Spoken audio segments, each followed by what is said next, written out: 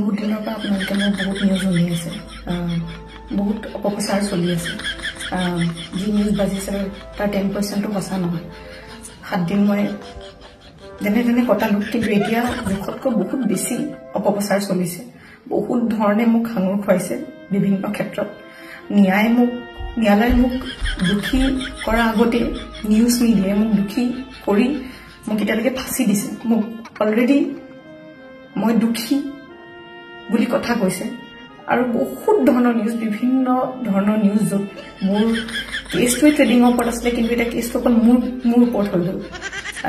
আজি ফাইনেলি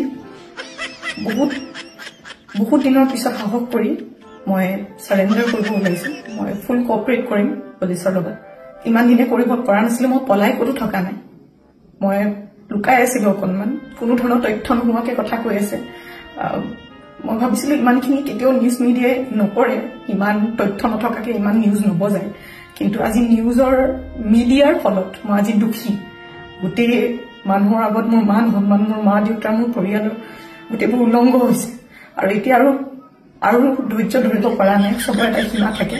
সেইটো কাৰণে আজি মই চাৰেণ্ডাৰ কৰিম। আৰু মোৰ বিশ্বাস যে তথ্য চাই ন্যায়ালয়ে ডিচিশ্যন ল'ব আৰু মিডিয়াৰ নিউজ চাই নহয়।